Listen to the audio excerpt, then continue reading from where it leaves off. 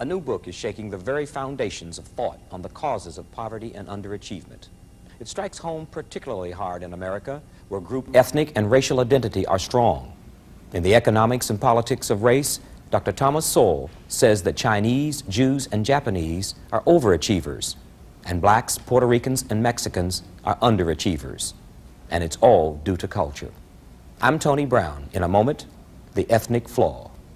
You identified human capital in your book, and you say, now you tell me if I'm not paraphrasing you correctly, you say the Chinese succeed because they outwork everyone else. Oh, yes.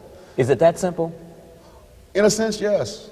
That if you put in enormous amounts of work, you're going to have a tremendous advantage over people who don't. The Economics and Politics of Race. Dr. Sowell, you have written what I consider to be one of the most exhaustive statements I have ever seen on an awfully complex subject.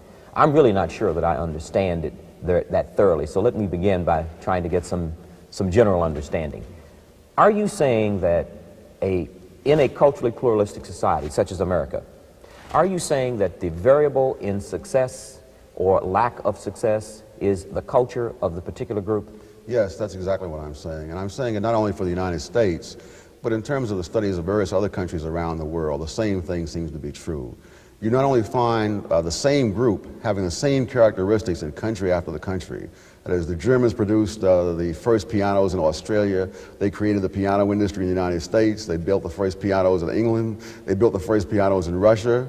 You look at the Chinese, what they major in Malaysia in college is what they major in the United States in college. Namely science and science and technology, heavily.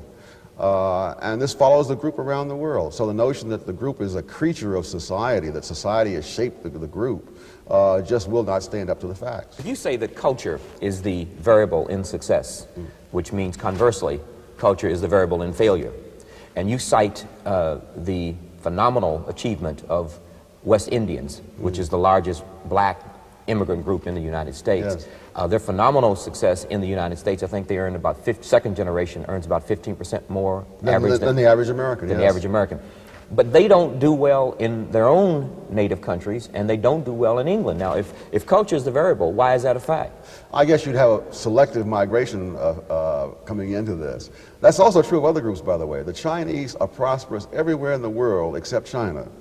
The Indians are prosperous throughout Africa, but they are in terrible shape in India. They are prosperous in Malaysia. They are prosperous in other parts of Burma at one time. There are many groups which, when freed from the constraints of their particular society, burst forth with all the other abilities that they have. In their own homes, they're throttled by various other factors. Now, you also delineate the migration of the African from Africa through the Caribbean, if that took place, and then into the United States. And you distinguish and you document the difference in the form of slavery that took place in the West Indies and the form of slavery that took place in the United States, and you relate that to the performance of the two respective groups. Yes. In the light of what you said, though, and in the light of the recent studies of England, you can't push that too far because, in fact, in the West Indies, the Chinese are disproportionately the entrepreneurs. But of the West Indians who come to the United States, you have a very heavy selection factor going on. You have that with most immigrant groups, by the way. What do you mean selection factor? That is, the average person of the average country doesn't get up and leave and go to some other country. It's the person who is unusual, is not in ability, at least in attitudes and other kinds of things like that. That's also common around the world. When people go into, let's think of the Japanese who come to the United States, the Chinese who come to the United States. They do better than the Chinese who were born in the United States.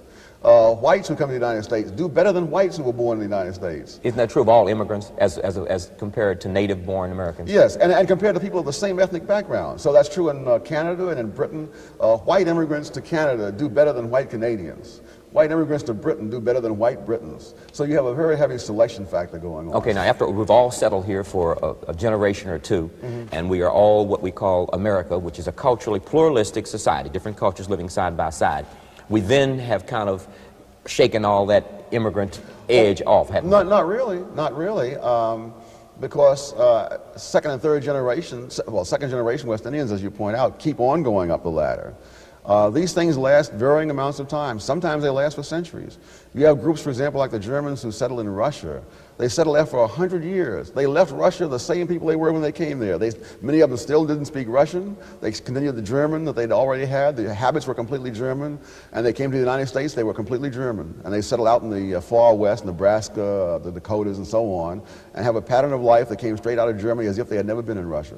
Well, what is it in American life today? You cite 6 groups in 2 categories.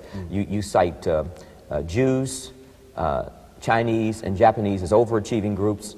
You cite blacks, Puerto Ricans, and Mexicans as underachieving groups. Now, what are you describing there? What have you identified there as a variable? Oh, income, well, the achievement is measured in terms of income and occupation. That is economic achievement. Obviously, there are other kinds of things that make up life. But, and I wouldn't want to stigmatize groups as permanently underachievers. If you look at generation by generation, you find incredible changes. The black population especially.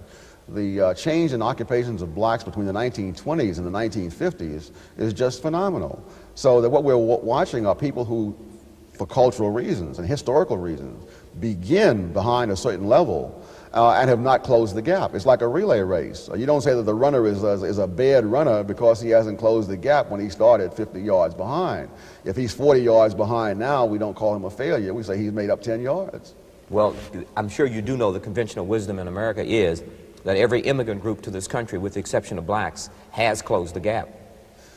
That's not really true. It depends upon what time frame you're talking about and how you define the groups. The Chinese who've come here from Hong Kong and other parts of China since the Second World War are in dire poverty in many parts of Chinatowns of New York, of San Francisco, Los Angeles, in many cases far worse off than the average black. So that isn't true that every group has done this. Blacks started much further behind. I don't think people realize how much further behind blacks started and how much progress has been made. There's a distinguished economic historian, Robert Higgs, who has said that for blacks to go from being completely illiterate in the middle of the 19th century to being 1/2 literate by 1900 is just an amazing achievement in the history of the world, that you very seldom find that kind of change that quickly. So it depends on what you're holding as your standard. The standard is that blacks haven't caught up with whites. But whites haven't stood still.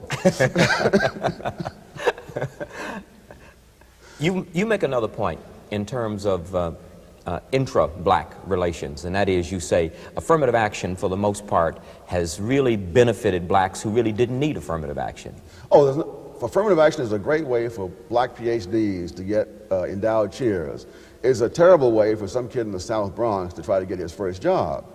What affirmative action does is create an incentive for people to hire those who have a proven track record, those who have degrees and things like that.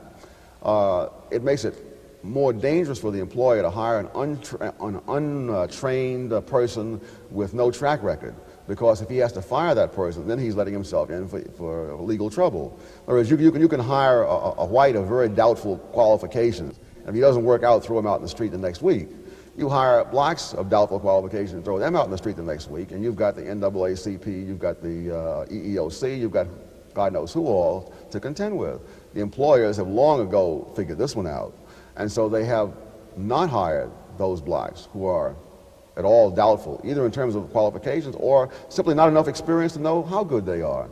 You see this in the data. Blacks who have education and who have experience have been moving up on whites, and in some cases overtaking whites. If you look at blacks who have not finished high school, blacks who come from background of families that are broken and so forth, they are falling further and further behind, not only further behind the population in general, but further behind whites with the same disadvantages. What do you blame for that? You're not blaming middle-class blacks who are beneficiaries of affirmative action, are you? I'm blaming the incentives created by affirmative action, because when it comes to the incentives that are created, the businessman is going to try to protect himself whatever way he can, and that means hiring those blacks who are overqualified, who have a long track record, and so on. And that's what all the data show, that for example, black couples where the husband and wife are both college educated now make more money than white couples where the husband and wife are both educated. But the black female-headed family has lost real income in absolute terms over the past several years and has fallen further behind white female-headed families. So the very opposite trends are going on at the same time, and you can't argue this because of blackness or racism, because both of them are black people. One group is shooting way ahead, one is falling further and further behind. And a large part of that reason, I believe, and the data seem to suggest, is because the incentives created by affirmative action and similar kinds of programs just make it too dangerous to take a chance. Now let's go back a little to culture as the variable. Let's attempt, if you would, for me, delineate the difference in the impact of culture on West Indian blacks as compared to Native American blacks in terms of performance. Well, I'm not quite sure I understand you, but I guess what I see is that in terms of performance, let's say in the school systems, studies were done ages ago showing black West Indian kids doing better than black American kids in the public schools, where they both sat side by side. This again is not unusual. The same thing has been found if you look at Mexican and Japanese kids sitting side by side in California. That the Japanese kids will score 20 points higher on the IQ, which is the same as that between blacks and whites in segregated schools. So that whether you're sitting together or apart doesn't seem to make very much difference. What matters is what kind of attitudes you take into the school system and how you make use of whatever's done there. Unfortunately, in so many of the school systems where blacks are today, in ghettos particularly, the education offered is so terrible that there's not an awful lot that can be done. Now, you have gone around the world and looked at groups of varying backgrounds. We now have an influx of another wave of influx of immigrants, particularly from the East. Many of these groups are settling in black neighborhoods and going into business and so forth, and there is now some friction and a lot of debate about that phenomenon. What is it in their culture that you see that relates to their entrepreneurial performance now, I would say, achieving entrepreneurial performance in black neighborhoods? I really couldn't draw out a list for you, but what I could do is say that this is true of these same groups throughout Southeast Asia. It's true in Guyana, in Panama, in Peru, in Jamaica, that the Chinese have been entrepreneurial in all these areas for centuries on end. For example, in much of Southeast Asia, the Chinese own over half of all the rice mills in the country, even though the Chinese are only about 5% of the population of these countries. It's true of other groups, the Germans in Russia under the Tsars. At one time, all the members of the St. Petersburg Academy of Sciences in Russia were Germans, even though the Germans were only 1% of the Russian population. So this is not an unusual thing, and it's particularly not unusual for the Chinese. Well, tell me, what groups are coming here as a result of the chaos in the East, in particular? Well, from Vietnam, the boat people, 70% of the boat people were Chinese. And one of the reasons it was so hard to settle them in the Far East was they were hated. The groups, wherever there are groups that have skills that are lacking in the larger society, from an economic point of view, they're very valuable to that society. From a political point of view, they are invariably hated. This is true of the Chinese in Southeast Asia, the Jews in Europe, the Indians in East Africa, the Igbos in Nigeria. You run through the whole list, it's exactly the same kind of reaction. But are you saying there's something in the black culture that prohibits them from doing what these Chinese boat people do when they come from Vietnam? No. What I'm saying, I look at it entirely differently. I don't ask what is the cause of poverty. Everybody is born poor and ignorant. The question is, what factors allow some groups to get from that position? Blacks, first of all, started further back and are coming forward. And at this point, there simply has not been the pattern of entrepreneurship in the black population. That's been true of other groups such as the Irish, for example. The Irish are doing quite well today, but they're not doing well in entrepreneurial occupations. They're in the law, they're in the church, they're in this, they're in that. And on the bottom line is they're doing better than the average American, but they're not doing it in those particular fields. Every group succeeds in some particular area. Blacks who win Nobel Prizes don't win them in the same fields that the Chinese win Nobel Prizes in.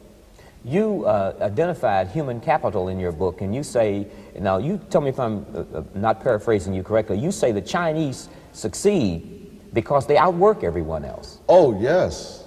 Is it that simple? In a sense, yes. That if you put in enormous amounts of work, you're going to have a tremendous advantage over people who don't. A study was done in San Francisco schools to show Asians, blacks, whites, Hispanics, and how they score in various fields, and mathematics in particular.